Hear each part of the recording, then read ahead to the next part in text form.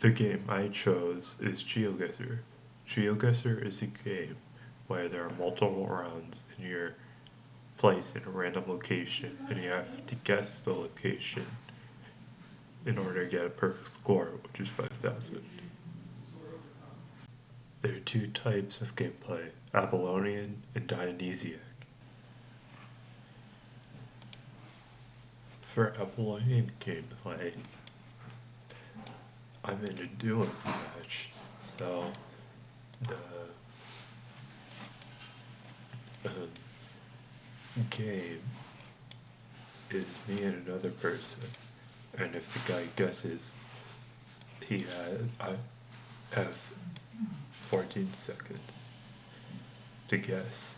So I'm gonna guess Japan. And it ended up being Taiwan. Now that's the same for me. If I guess, he'll get 14 seconds. And then that repeats. So, uh, in the duels game, it's more rule based. It's more uniform. And in a single player game, it's more relaxed and it's less standard. The same thing happened.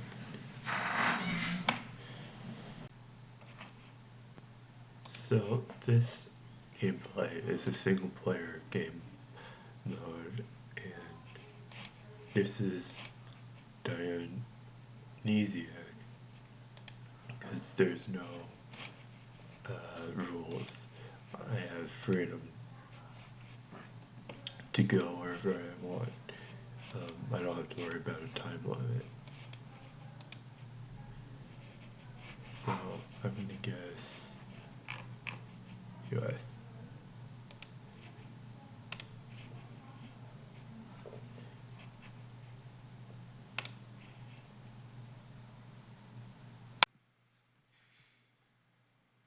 I learned that games can appropriate space for play, not intended for play.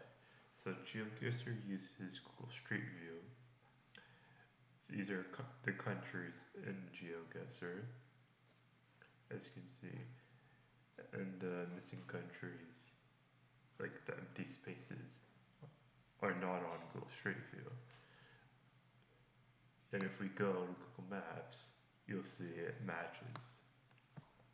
So Geoguessr uses Google Street View, something we use to find a restaurant or a place to eat. Instead, they just turned it into a game where players have to just guess the location of where they are based on the Google Street View coverage.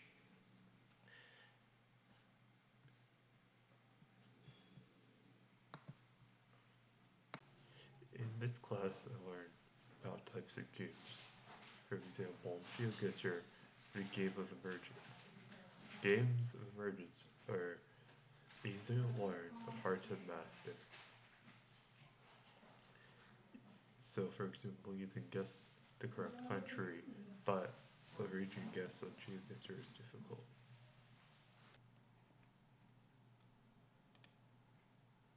So I learned that games will have something called design document, and this is what Geoguessr has, but it's called something different. It's called a brand book for Geoguessr. So if we click here, the brand, we'll see everything about the company. So for example, the personality of Geoguessr. It explains what Geoguessr is. So basically, it's vibrant. Um, it's insightful, easygoing, and it's one of a kind. It gives Geoguessr gives the players a one of a kind experience. If we go to the logo type and emblem,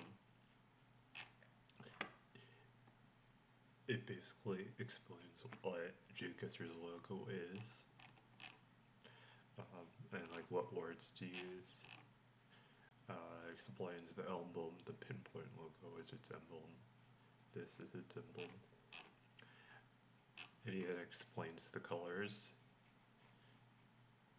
what colors to use. It explains what to do and what not to do. We can go to the color, what colors Geoguessr has. These are its base colors. It's purple and black basically. Accent colors, what accent colors they use. And logo type colors, the pinpoint logo has these colors. When typography, they apparently, I guess, that they created their own because it's called Geoguessr Sans. So this is the typography they use. And then artwork, what the artwork or the art style of their game is. And this basically shows like all the characters and what the style is. Yeah, and that's it.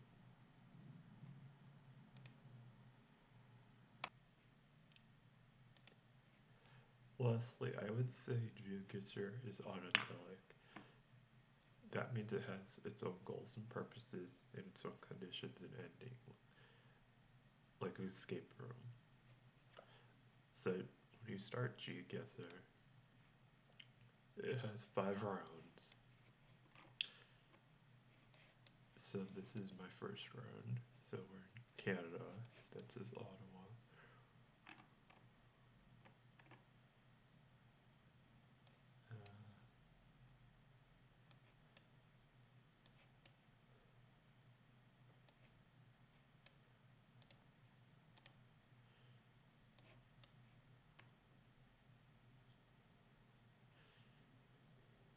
And then our second round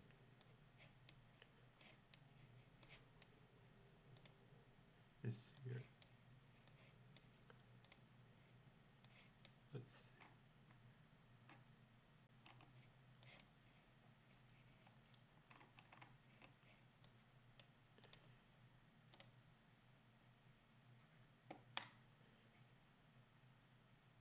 This is our third round.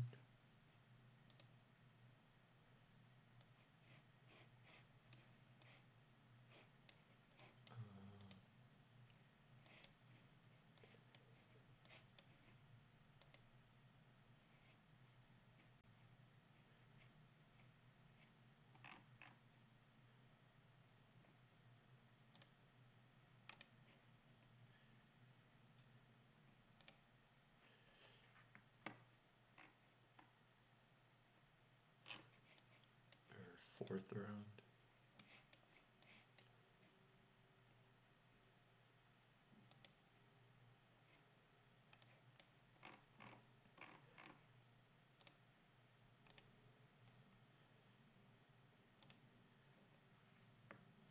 And our fifth round. And this game has a start and end, so after this round, you'll finish the game.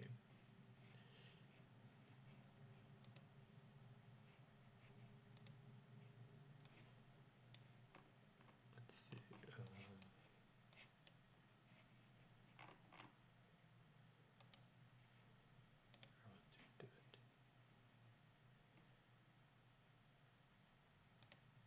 You can view your results and play again and start it all over again.